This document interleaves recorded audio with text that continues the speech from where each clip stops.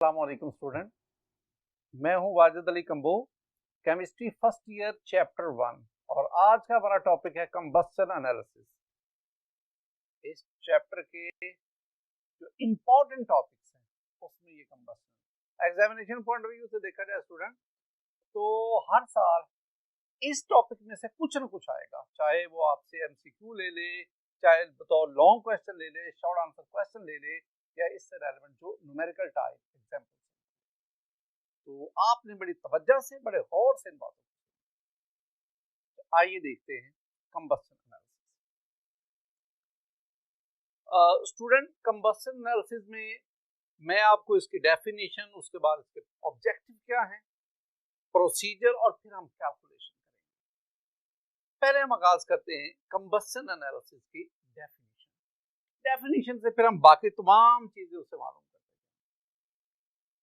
Definition जरा गौर से, the analysis which is made to determine amount of elements present in a compound, amounts of element present in a compound। तो इसका मतलब हुआ कि उस कंपाउंड में जो जो भी एलिमेंट है हर एक की परसेंटेज मालूम करना by burning a known amount of organic compound containing carbon, hydrogen or oxygen in the presence of oxygen। यहाँ पे उसने कंडीशन लगा दी हमारी बुक के मुताबिक, यहाँ कंडीशन आ गई कि आपने ऐसा ऑर्गेनिक कंपाउंड लेना है which consist of carbon, hydrogen and oxygen. जैसे ग्लूकोज है, फ्रुक्टोज है, ये कार्बोहाइड्रेट्स को ले लो, तो carbohydrates consist of carbon, hydrogen, oxygen. Aldehydes को देख लो, कीटोन्स को देख लो, अल्कोहल्स को देख लो, कार्बोक्सिलिक एसिड को देख लो, एस्टर्स को देख लो। ये वो तमाम ऑर्गेनिक कंपाउंड है which consist of carbon, hydrogen and oxygen. तो इनऑर्गेनिक कंपाउंड, इनकी परसेंटेज कंपोजिशन, और जब परसेंटेज कंपोजिशन हो जाएगी तो फिर इंपिरिकल फार्मूला की तरफ बढ़ेंगे, और जब हमारे पास इंपिरिकल फार्मूला आ गया तो फिर हम मोलेकुलर फार्मूला की तरफ बढ़ेंगे। तो इन तमाम डिटेल को जानने के लिए हम यूज करते हैं कंबस्शन। अब पहली बात, मैं दोबारा इसको, ऑब्जेक्टिव ऑफ कंबस्शन एनालिसिस, क्या मकसद क्या है। पहली बात, कंबस्शन एनालिसिस कहां पे यूजफुल है, ऐसे organic compound which consist of carbon, hydrogen and oxygen. तो उनके लिए क्या क्या मालूम करते हैं। पहली बात हम मालूम करते हैं परसेंटेज कंपोजिशन। हम कंबस्शन एनालिसिस की मदद से percentage of carbon, then percentage of hydrogen और फिर हम परसेंटेज ऑफ ऑक्सीजन, ये पहला काम।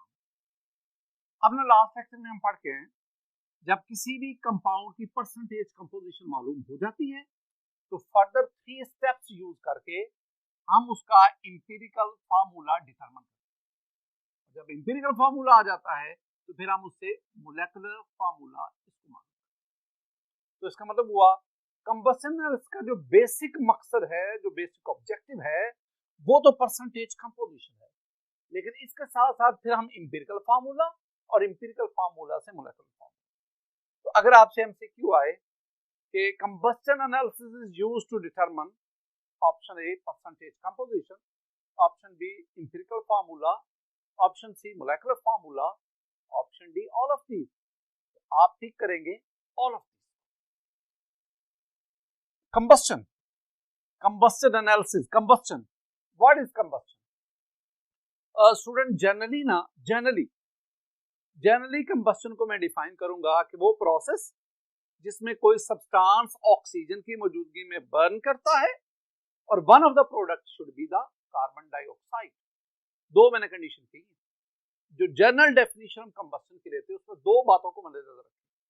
पहली बात, किसी कंपाउंड का ऑक्सीजन में जलना, दूसरी बात प्रोडक्ट में से एक प्रोडक्ट CO2 हो, कार्बन डाइऑक्साइड, उस प्रोसेस को हम कहेंगे कंबस्शन प्रोसेस।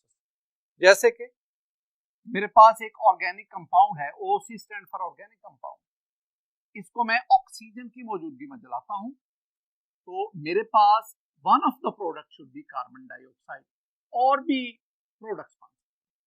तो अगर कोई रिएक्शन ये दो कंडीशन पूरी करे, एक ऑक्सीजन की मौजूदगी में उसकी बर्निंग हो, दूसरा one of the product should B CO2, अगर ये दो कंडीशन पूरी करे तो आम तौर पर हम उस रिएक्शन को कहते हैं कंबस्शन प्रोसेस, और इसमें भी हम किसी भी ऑर्गेनिक कंपाउंड को बर्न करेंगे in the presence of oxygen, और one of the product will be carbon dioxide. So this reaction will be combustion, और इसी वजह से हम इसे कहते हैं कंबस्शन एनालिसिस। कंबस्शन प्रोसेस के जो मेन प्रोडक्ट्स हैं, जो आपने कंपाउंड लिया उसमें था कार्बन था, हाइड्रोजन है और ऑक्सीजन है, ये ऑर्गेनिक कंपाउंड। अब स्टूडेंट्स में होता क्या है कि ये जो कार्बन है ये कार्बन डाइऑक्साइड में कन्वर्ट हो गया, और हाइड्रोजन और ऑक्सीजन ये मिलकर वाटर में कन्वर्ट। तो इसका मतलब है कि हमारे पास जो कंबस्शन रिएक्शन है उसके जो मेन प्रोडक्ट हैं, जो सोल प्रोडक्ट्स हैं, they are carbon dioxide which is in the form of gas, और वाटर ये भी स्टीम की फॉर्म में आता है, क्योंकि कंबस्शन रिएक्शन के दौरान बहुत ज्यादा हीट प्रोड्यूस। नेक्स्ट हम बढ़ते हैं प्रोसीजर। मैं आपको दो तरह से प्रोसीजर समझाऊंगा। पहले देखें प्रोसीजर में स्टूडेंट, मेरे पास ये 3 ट्यूब्स हैं। The first tube is called combustion tube. This combustion tube is fitted in a furnace. This one is an electric furnace. It is used to increase the temperature. यहां से ना हम oxygen supply करते हैं। Okay, हमारे पास ये एक और चैम्बर आ गया, एक और कंटेनर आ गया। इसके अंदर हम एक कंपाउंड लेते हैं, that is MgClO4 taken twice, magnesium perchlorate. एक और हमारे पास कंटेनर है, इसका हिस्सा है, इसमें हम 50% KOH लेते हैं, पोटेशियम हाइड्रोक्साइड। तो अब प्रोसीजर में हम क्या कहेंगे? प्रोसीजर में मैं इस कंबस्शन ट्यूब में एक ऑर्गेनिक कंपाउंड लूंगा, OC stand for organic compound, short करके लिखो।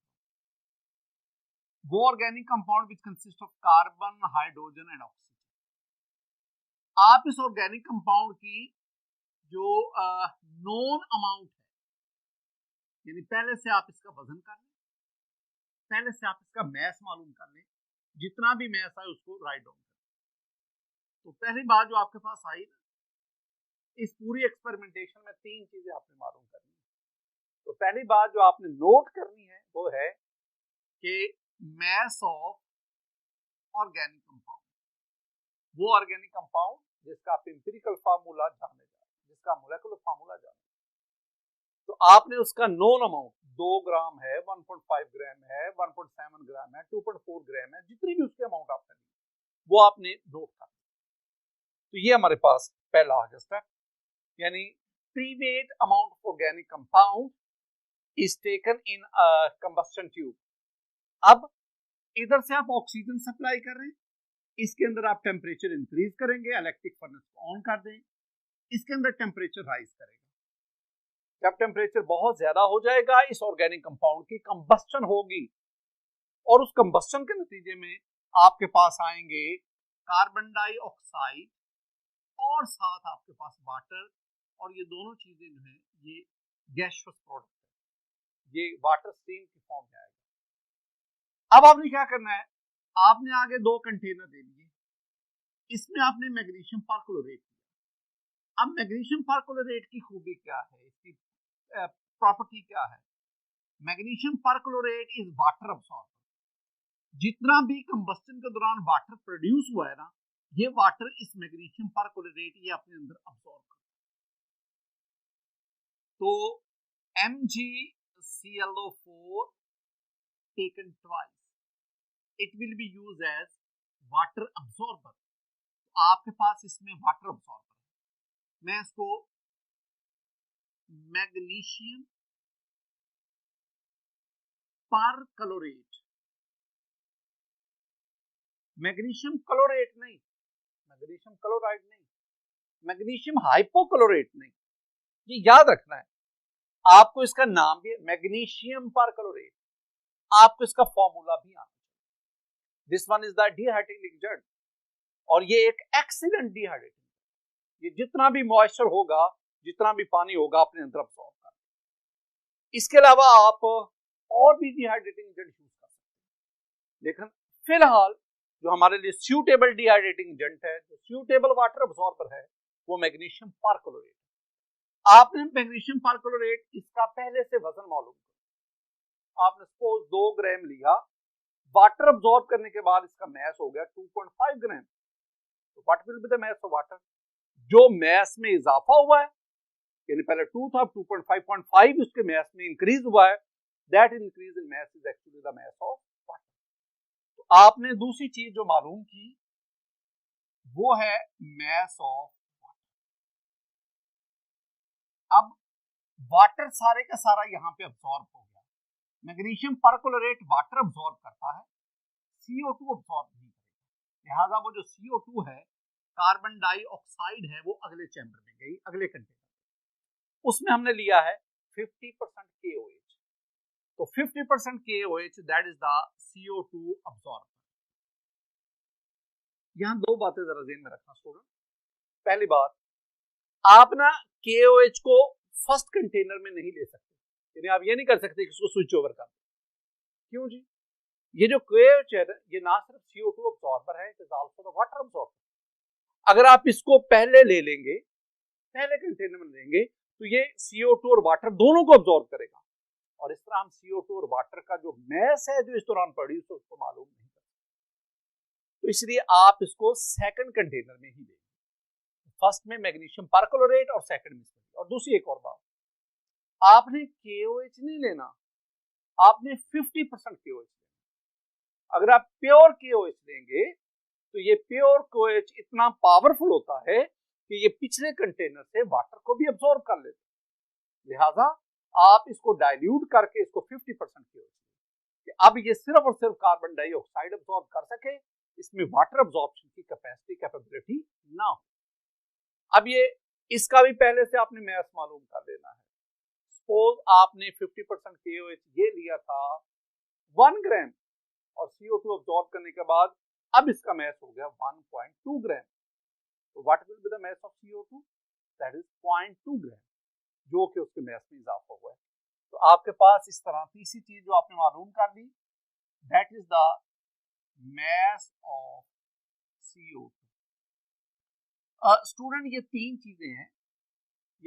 चीजें हैं जो आप इस एक्सपेरिमेंटेशन के दौरान हासिल करें। आइए मैं आपको ना ये जो कंबस्शन प्रोसेस है इसको एनिमेशन की फॉर्म में दिखाता हूं। स्टूडेंट मेरे पास ये एक 3D डायग्राम है, इसको जरा गौर से देखिएगा। इसका ये जो पहला हिस्सा है, इसमें हमने एक सिलेंडर लिया जिसके जरिए हम ऑक्सीजन सप्लाई कर रहे हैं। इसका ये जो पहला चैम्बर है, इसमें ये बाहर इलेक्ट्रिक फर्नेस है, और इस इलेक्ट्रिक फर्नेस के अंदर हमने कंबस्शन ट्यूब को फिट किया। अब इसके अंदर हम प्री-वेट ऑर्गेनिक कंपाउंड को लेंगे। जब हम इलेक्ट्रिक फर्नेस को ऑन करेंगे, इसके अंदर टेम्परेचर इंक्रीज करेगा और ये ऑर्गेनिक कंपाउंड की combustion. During this combustion water and CO2 are produce. ये दूसरा मेरे पास चैम्बर आ गया, कंटेनर आ गया।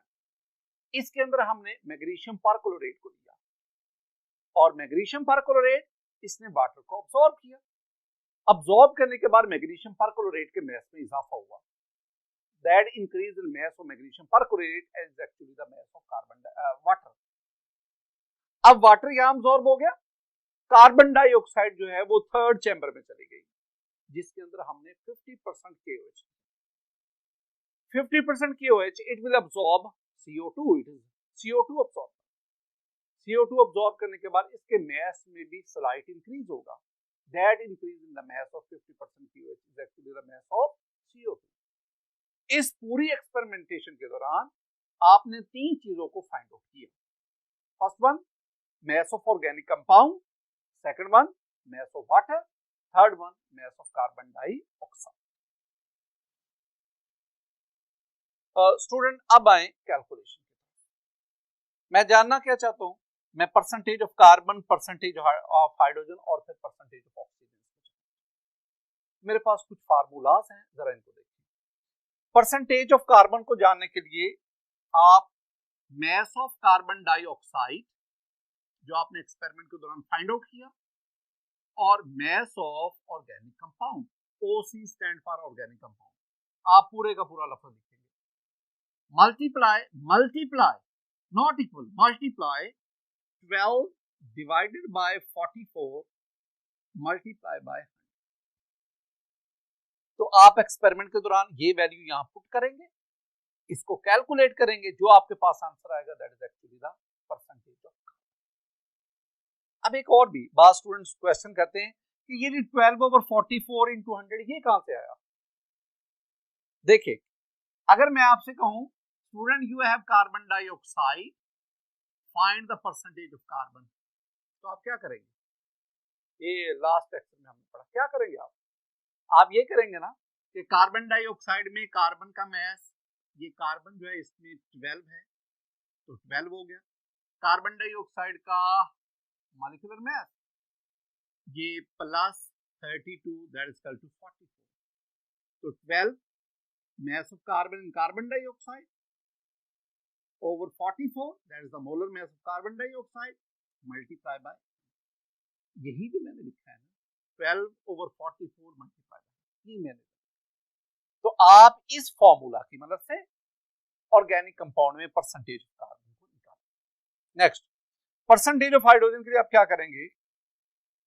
मैस ऑफ वाटर जो आपने एक्सपेरिमेंट से मालूम किया, मैस ऑफ ऑर्गेनिक कंपाउंड वो भी वहीं से, मल्टीप्लाई बाय 2.016 over 18 into 100। बात स्टूडेंट यहाँ पे ना इक्वल का साइन दे देते, वो गलत है, जरा आंखें खोल के लिखा करो, समझा करो, यहाँ पे मल्टीप्लिकेशन का साइन। अच्छा दोबारा बात स्टूडेंट क्वेश्चन करते जी बताएं ये आपने कहां से लाए 2.016 over 18 मल्टीप्लाई, ये कहां से आया? देखो, अगर स्टूडेंट मैं आपसे कहूं कि you have water, calculate the percentage of hydrogen, तो आप क्या करोगे? आप ना पहले वाटर में हाइड्रोजन का मैस निकालोगे, एक हाइड्रोजन 1.008 या दो हाइड्रोजन है तो 2.016 और वाटर का मोलेकुलर मैस वो 18 आपको पता है, मल्टीप्लाई बाय 100। तो आपने ये देखा, यही मैंने इधर लिखा, तो आपके पास ये दो चीजें आ गई। अब तीसरा आ गया, उस ऑर्गेनिक कंपाउंड में ऑक्सीजन भी था, ऑक्सीजन की परसेंटेज कैसे? स्टूडेंट पहली बात, ऑक्सीजन की परसेंटेज के लिए हमारे पास इस किस्म का कोई फॉर्मूला नहीं है। क्यों नहीं है?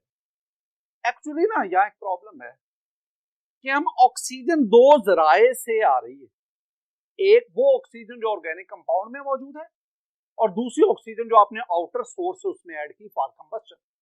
अब हमें नहीं पता कि बाहर से ऑक्सीजन कितनी उसमें कंबस्टन में यूज, फिर हम क्या करेंगे? परसेंटेज ऑफ ऑक्सीजन के लिए हम क्या करेंगे? Very simple, we will use method of difference, and this method of difference is the percentage of oxygen is determined by, is calculated by method of difference, very simple method। ये method of difference क्या है? अगर कोई भी compound दो या दो से ज्यादा एलिमेंट्स पर कंसिस्ट करता हो मुश्किल में, तो उन तमाम एलिमेंट्स की परसेंटेज का सम 100 होता है। मतलब एक ऑर्गेनिक कंपाउंड है जो तीन एलिमेंट्स पर कार्बन हाइड्रोजन ऑक्सीजन पे मुश्तमिल है, मैं आपसे कहता हूं जिसमें कार्बन जो है वो 20% है, उसमें जो हाइड्रोजन है वो 50% है, बताओ ऑक्सीजन क्या होगी? वेरी सिंपल, आप कार्बन की परसेंटेज 20, हाइड्रोजन की percentage 50, 20 + 50 that is equal to 70, आप 100 में से 70 माइनस कर दो तो दैट इज 30, क्योंकि कार्बन हाइड्रोजन ऑक्सीजन तीनों की परसेंटेज का सम क्या आना चाहिए? 100। तो अगर दो की परसेंटेज का पता है तो 100 में से दोनों की परसेंटेज ऐड करके माइनस कर दो। मसलन मेरे पास आ गया परसेंटेज ऑफ ऑक्सीजन के लिए मैं क्या करूंगा? मैं कहूंगा 100 minus percentage of carbon plus percentage of hydrogen, दोनों की परसेंटेज को ऐड करके 100 में से माइनस कर दे, that is the percentage of oxygen. Student examination point of view से देखें ना तो या तो ये बतौर लॉन्ग क्वेश्चन आपसे पूछा जाएगा या इसमें शॉर्ट आंसर क्वेश्चन भी कि डिफाइन द कंबस्शन एनालिसिस, या तीसरी बात MCQ और जो वो दो इंपॉर्टेंट MCQ जो अक्सर आता है कि which of the following compound is used as water absorber या which of the following compound is used as CO2 absorber। तो वाटर अब्सॉर्बर मैग्नीशियम परक्लोरेट, CO2 अब्सॉर्बर 50% की। बाद दफा आपसे ये क्वेश्चन भी पूछा जाता है, शॉर्ट आंसर क्वेश्चन, कि why the percentage of oxygen can not be determined directly, कि ऑक्सीजन की परसेंटेज को हम डायरेक्टली फाइंड आउट क्यों नहीं कर सकते। उसके लिए आप लॉजिक देंगे कि ऑक्सीजन जो है वो एक तो ऑर्गेनिक कंपाउंड के अंदर मौजूद है, एक हम कंबस्शन के लिए एक्सटर्नल सोर्स से यूज कर रहे हैं, लिहाजा जो एक्सटर्नल सोर्स हम यूज करते हैं हमें उसके अमाउंट का नहीं पता, तो फिर हम ऑक्सीजन की परसेंटेज कैसे निकालते हैं? By method of student. आज हमारा ये टॉपिक था कंबस्शन एनालिसिस, और जैसे मैंने पहले अर्ज किया कि this topic is very important, इस चैप्टर के चंद अहम तरीन टॉपिक्स में से शामिल है। उम्मीद है कि आप इससे आपने एंजॉय किया होगा, आपने इसमें जो कॉन्सेप्चुअल पॉइंट्स उसको नोट किया होगा। इस टॉपिक से रेलेवेंट हमारे पास कुछ न्यूमेरिकल भी है, तो न्यूमेरिकल्स को हम बाद में सिलेक्ट करेंगे। अल्लाह ताला आपका हामी नासर हो। अस्सलाम वालेकुम।